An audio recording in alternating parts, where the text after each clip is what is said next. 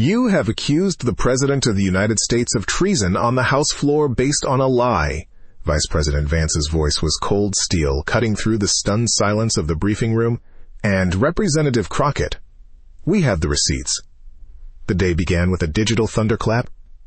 A shadowy online group calling itself Veritas Collective released a cache of documents that spread through Washington's political ecosystem like a contagion.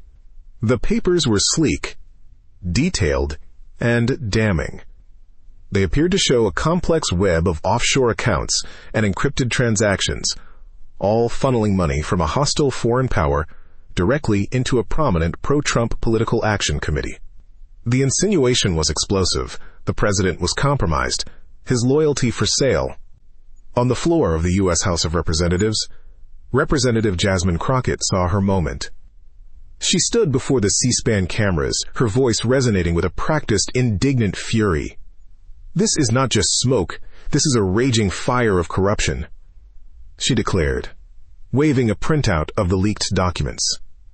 These papers prove what we have suspected all along. The malice of this administration isn't just a political difference of opinion. It is a betrayal of our nation.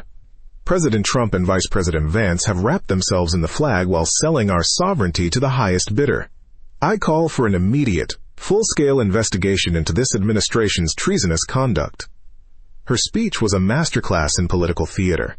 It was arrogant, accusatory, and perfectly calibrated to ignite a media firestorm. Within an hour, every major news network was leading with Crockett's face alongside the headline, "Treason in the White House."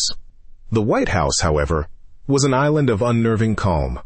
Press inquiries were met with a curt, "The president is aware of the allegations and has no further comment at this time." This stoicism was misinterpreted by the press as panic, a sign that the administration was reeling, trying to formulate a response. They couldn't have been more wrong.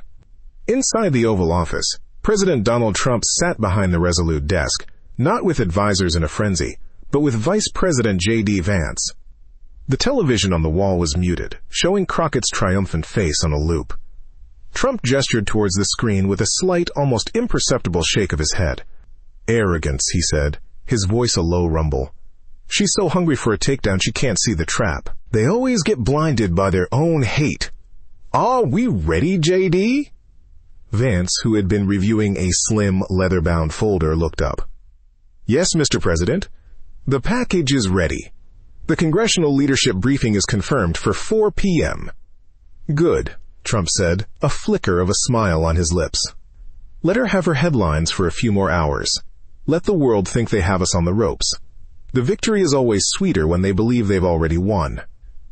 Later that afternoon, at a massive pre-scheduled rally in Pennsylvania, the media was buzzing, expecting the president to be on the defensive, to lash out. Instead, he walked onto the stage with a calm, deliberate confidence that seemed to suck the oxygen out of the arena. He let the cheers wash over him before raising a hand. "You've all been hearing some crazy things today," he began, his tone conversational. "You've heard some people who have never wished our country well, making some very serious, very nasty accusations." He paused, letting the crowd boo in unified disapproval. "They think they're so smart. They think they found something," he continued, a smirk playing on his lips. "But what they don't know is that for the last 6 months, my administration has been running one of the most sophisticated counterintelligence operations this country has ever seen. We let them think their plan was working. We let the enemy walk right through the front door because we wanted to see exactly who they were working with.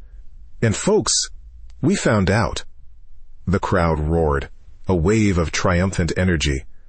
The message was clear. This was not a defense. It was the beginning of a counterattack. Back in Washington, the atmosphere in the secure congressional briefing room was thick with tension. The bipartisan leadership, known as the Gang of Eight, sat around a polished mahogany table. Jasmine Crockett, by virtue of her role on the Oversight Committee and as the public face of the accusation, had managed to secure an invitation. She sat with a look of smug vindication, expecting a fumbling, defensive presentation from the vice president. The door opened, and J.D. Vance entered, carrying only the slim, leather-bound folder. He exuded a quiet, almost academic intensity. He nodded to the assembled leaders, his eyes lingering for a moment on Crockett. "Good afternoon," Vance began, his voice even and devoid of emotion. "I know you're all eager to discuss the documents that were conveniently leaked this morning. The President has sent me to provide you with the full context." He opened the folder. He didn't project anything on the screen. He wanted them to focus on him, on the evidence in his hands. The documents Representative Crockett has been championing all day are, indeed, forgeries, he stated flatly, and very sophisticated ones. They were designed by a foreign intelligence service to destabilize our government. That is a fact. Crockett scoffed audibly. "A convenient fact, Mr. Vice President. Where is your proof? More baseless claims from an administration caught red-handed." Vance didn't rise to the bait. He slid a single piece of paper across the table towards the Senate Majority Leader. "This is a sworn affidavit from the head of the NSA's Cyber Warfare Division confirming the origin of the forgeries. The digital watermark is unmistakable. They got sloppy," he continued, his pace deliberate. "As the President mentioned, we've been aware of this operation for some time. We allowed the forged documents to be disseminated through a specific channel to track their destination. We wanted to see who would pick them up, who would be the willing partner in an attack on the office of the President." His gaze settled directly on Crockett. The forgeries were funneled through a shell NGO based in Brussels, an organization set up to look like a human rights watchdog. From there, they were passed to a single point of contact here in Washington. He pulled another document from his folder. It was a black ledger, its cover unmarked. This, however, is not a forgery. This is a secret ledger, recovered 2 weeks ago by our intelligence assets. It details payments from that same foreign power, not to a PAC, but to the shell NGO. He opened the ledger. The NGO then made a series of payments. Sub-consultant fees, they called them, to a number of individuals, including a one-time payment of $250,000. He paused, letting the weight of his words fill the room. "That payment was made last month to a man named Julian Croft," Vance said, his voice dropping to an icy whisper, "who, until an hour ago, was Representative Crockett's chief of staff and senior policy advisor." The room erupted. Crockett shot to her feet, her face a mask of disbelief and rage. "That's a lie! A vicious, desperate lie!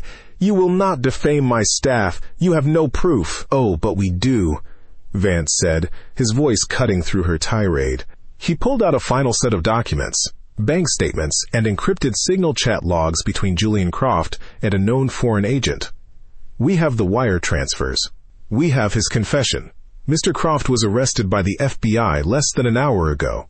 He has admitted to taking the money, receiving the forged documents, and personally handing them to the Veritas Collective for release. You have accused the President of the United States of treason on the House floor based on a lie, Representative Crockett. A lie that was fed to you by your own right-hand man, paid for by our enemies. And we have the receipts." The defeat was total and absolute. The color drained from Crockett's face.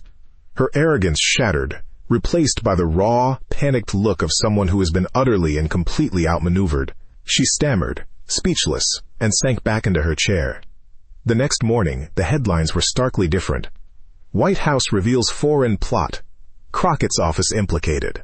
Jasmine Crockett was forced to hold a press conference, her voice a hoarse whisper, as she delivered a humiliating public apology, announcing the immediate termination of her chief of staff. The story of the secret ledger became a legend in Washington. President Trump and Vice President Vance were hailed not just as leaders, but as grand masters of strategy, who had turned a malicious foreign attack into a stunning victory. They hadn't just defended their honor. They had defended the integrity of the nation with superior intelligence, unwavering resolve, and a brilliant, heroic calm in the eye of the storm. When the truth is finally revealed with undeniable proof, does it redeem the accuser's intent? Or does the maliciousness of the false accusation leave a permanent stain? Let us know your thoughts. And for more stories of truth and strategy, make sure to subscribe.